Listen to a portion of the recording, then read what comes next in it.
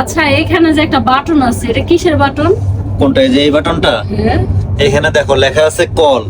হ্যাঁ, ধরো তোমার কোনো কিছু দরকার, প্রয়োজন, ইমিডিয়েটলি কোনো খাবার বা কোনো সমস্যায় তুমি পড়ছো, অনেকে ওই যে রাত্রে ঘুমায়, অনেকের কম্বল টম্বল লাগে, বা যে কোনো সমস্যায় তুমি এই কল বাটনে যদি চাপ দাও, যে এখানে লেখা আছে কল, এটাতে চাপ দিলে একজন লোক আইসা পড়বো। মানে ট্রেনে যারা ইয়াতে আছে, এই কেবিনের দায়িত্বে আছে, তাদের মধ্যে থেকে যে কোনো একজন আইবো আর কি, ক্যান্টিন থেকে আসলে তুমি চাইলে তাদের কাছ থেকে খাবার অর্ডার দিতে পারবা, বা তোমার প্রয়োজনীয় যদি অন্য কিছু থাকে সেগুলো অর্ডার দিতে পারবা, তুমি বিস্তারিত কিছু জানতে পারবা। মানে এটাতে চাপ দিলে একজন লোক তোমার হেল্প করার লাগে আইবো, আইসা তোমার জিজ্ঞাসা যে কি সমস্যা, তখন তুমি তোমার সমস্যা কইবা, তোমার যে কোনো খাবার থাকে বা কোনো কিছু যদি নেওয়ার থাকে, কোনো কিছু জানার থাকে, ওনার কাছ থেকে জানতে পারবো। সুন্দর না সিস্টেমটা? অনেক সুন্দর একটা সিস্টেম। এটা হচ্ছে কেবিনের ফ্যাসিলিটিস, যেটা তুমি অন্য কোনো বগিতে পাইবা না। তারপরে উপরে কিন্তু এলইডি লাইট আছে, তারপরে যে এইখানে একটা ছোট একটা লাইট আছে, দেখো লাইটটা একটু জ্বালাও। এই যে লাইটটা অনেকের আছে, দেখা যাচ্ছে উপরের যে এলইডি লাইট, ওটা কিন্তু চোখে লাগে। তো এই লাইটটা জ্বালাইলে কিন্তু একটু ঝাপসা আলো, মানে ওই যে ইয়ার মতো আলোটা হয়, ওই যে ডিম লাইটের মতো। হ্যাঁ, অল্প আলোতে, বেশি আলোতে দেখা যাচ্ছে মাথা টাথা ঘুরায় বা অনেক সময় বিরক্ত লাগে। এটা জ্বালায় কিন্তু সামথিং কাজ চালানো যায়। বা উপরে একজন ঘুমায় থাকলে, উপরে যেমন এই যে কাউসার ঘুমাইছে, ঠিক আছে, তো উপরে যদি কেউ ধরো ঘুমায় রয়েছে, এলইডি জ্বালাইলে তো তার ঘুমটা নষ্ট হয়ে যাবে, তখন তুমি এটা জ্বালায় বাকি কাজটা করতে পারো। বুঝতে পারছো? সুন্দর এই জায়গার ফ্যাসিলিটি। আর কাউসার কিন্তু অনেক ঘুম পারতেছে, কারণ ও কিন্তু অনেক সকালে উঠছে। তোরা উপরে রাখছি, দেখেন কত সুন্দরভাবে ঘুমাইতেছে, তো মনের সুখে ঘুমাইতেছে।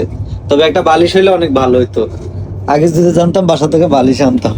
আমি আবার বালিশ মানে বালিশ ছাড়াই ঘুমাইতে পারি। তবে এই যে নিচে আছে না, নিচে বালিশ সিস্টেম আছে, একটু দেখাও, টিস্যুটা সরাও। আর এই টিস্যুটা কিন্তু আমরা বাইরে থেকে কিনছি, আবার ভাইবেন না যে ট্রেনের ভিতরে দেয়। এই যে এখানে একটা বালিশের মতো আছে, আপনারা চাইলে এখানে মাথা দিয়ে শুইতে পারবেন, ঠিক না? খুবই শক্ত বালিশ, শীতের মতো। আমি টিস্যু দিয়ে হ্যাঁ, ও টিস্যুটা এখানে রেখে পরে শুয়েছে।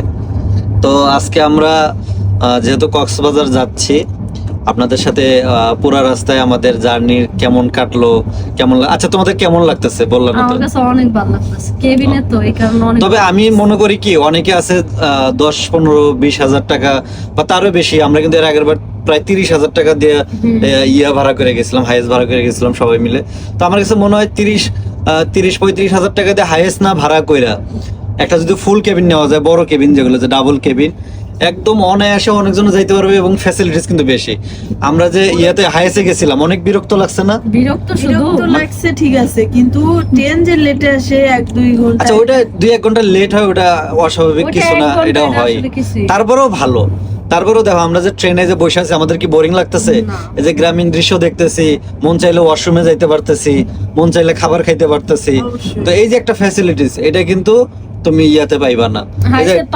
এই যে পা মেলায় যে বইছো, আবার চাইলে শুইতে পারতেছো, কিন্তু এই ফ্যাসিলিটিস কিন্তু হাইসে পাইবা না।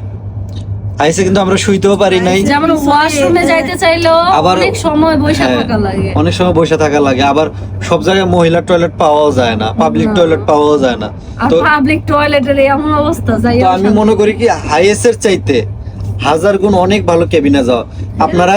এই যে আমরা এই কেবিনটা ভাড়া করছি, আমাদের 5200 সামথিং কিছু টাকা লাগছে। তো 5200 টাকা দিয়ে তুমি কি হাইয়েস্ট ভাড়া করে যাইতে পারতা? অল্প টাকায়, অথচ হাইয়েস্টের চাইতে কিন্তু ভালো ফিল। তুমি এখানে মিরর পাইতেছো, এই সাইডে দেখো আয়না আছে, তারপরে তুমি পা মেলায় বসতে পারতেছো, অনেক একটা স্পেস পাইতেছো। হাইয়েস্টে কি এরকম স্পেস পাইতা? খিস খায়া বয়া থাকা লাগতো, আবার কোনো ওয়াশরুম পাইতা না। তারপরে তোমার দরকারে তুমি কারোর কাছ থেকে খাবার আনতে পারতা না, তুমি চাইলে এখানে জুস টুস সবকিছু পাইতেছো, সব ফ্যাসিলিটি। তো আমি মনে করি কিন্তু অনেক গাদাগাদি করে গেছে, অনেক গাদাগাদি করে।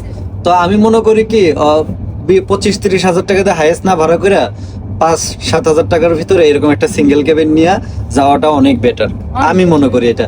কারণ এখন পার্থক্যটা বুঝতেছি, পার্থক্য বুঝতেছো না? হাইয়েস্টও গেছিলাম, তোমার ইয়াতেও আইছি, ট্রেনও যাইতেছি। তোমার কাছে কোনটা বেটার মনে হইতেছে? আমার কাছে এটাই বেটার লাগছে। তোমার কাছে? এটা ঠিক আছে, কারণ আমরা ছোটবেলা থেকে উঠে অভ্যাস তো, আর কি করব। হ্যাঁ, ট্রেনটা আবার ট্রেনে চাইলে শুয়ে যাওয়া যাইতেছে, যে উপরে একটা বেড আছে, নিচে একটা বেড, শুয়ে যাওয়া যখন যেতেছে। বাচ্চা কাচ্চা নিয়ে আসলে আরো রিল্যাক্স, হ্যাঁ, আরো রিল্যাক্স, রিল্যাক্সে থাকতে পারবেন আপনারা। হাঁটা চলা ঘোরাঘুরি সব দিক দিয়ে পারফেক্ট। আবার বাইরেও কিন্তু অনেক সুন্দর দৃশ্য দেখা যায়, বাইরেও কিন্তু সুন্দর প্লেস। ভালো লাগে। আবার ওয়াশরুমও কিন্তু অনেক সুন্দর, অনেক সুন্দর। বায়ো টয়লেট, হ্যাঁ অনেক সুন্দর, অনেক পরিষ্কার পরিচ্ছন্ন। তো সব দিক থেকে পাবলিক টয়লেট কিন্তু পরিষ্কারও হয় না, অনেক পাবলিক টয়লেটে ঢুকতেই মন চায় না। তো সেই তুলনায় আমি মনে করি ট্রেনে অনেক ভালো বায়ো টয়লেট আছে, অনেক সুন্দর পরিষ্কার। যদিও নর্মাল বগিগুলোতে একটু পরিষ্কার পরিচ্ছন্ন কম থাকে, তবে কেবিনের যে ওয়াশরুম গুলো আছে এগুলো অনেক পরিষ্কার পরিচ্ছন্ন থাকে। অনেক তো সুন্দর। আমাদের কাছে কিন্তু অনেক ভালো লাগতেছে। প্রথমবার জার্নি, তো জার্নির যে এক্সপিরিয়েন্স এটা মানে খুবই ভালো। জার্নি করতেছি এটা এখনো মনে হইতেছে। মনে হচ্ছে না যে জার্নি করতে, মনে হচ্ছে রুমের ভিতরে বসে আছি, কোনো আওয়াজ আসতেছে না। দেখেন আপনারা কিন্তু ভিডিওটা দেখতেছেন, এটা একটা র ভিডিও, দেখেন বেশি একটা আওয়াজ আসতেছে না। নর্মাল যে ইয়েগুলো আছে, ওই যে নর্মাল যে বগিগুলো আছে যেগুলো সিট, ওগুলাতে কিন্তু অনেক আওয়াজ আসে, তারপর অনেক সমস্যা হয়, ধুলাবালু আসে। সেই জায়গা থেকে এখানে অনেক পরিষ্কার পরিচ্ছন্ন, ধুলাবালি নাই। তারপরে সব দিক থেকে আমি মনে করি পারফেক্ট এই জার্নিটা। তবে আমরা আসার সময় কিন্তু আমরা ইয়ার টিকিট কাটছি, সিট মানে সিটের টিকিট কেন কাটছি, এখান থেকে কিন্তু জানালা আটকানো এবং মানে গ্রামীণ দৃশ্যগুলা ওইভাবে উপভোগ করা যায় না, কিন্তু সিটে বসে আর একটু বেশি করা যায়, ওইটা একটা আলাদা। তবে যাওয়ার সময় আমরা কেবিনে গেলাম, যেহেতু দুইটার ফিল পাওয়ার লেগে নয়েজ। যে কেবিনে গেলে কেমন লাগে এবং সিটে আসলে কেমন লাগে কক্সবাজার থেকে, ফিলটা নেওয়ার জন্য আমরা যাওয়ার সময় কেবিনে নিচ্ছি। কারণ প্রথমবার গেলে একটা জার্নি কিন্তু অনেক লম্বা মনে হয়, কষ্টকর হয়, এই জন্য একটু রিল্যাক্সে যাচ্ছি।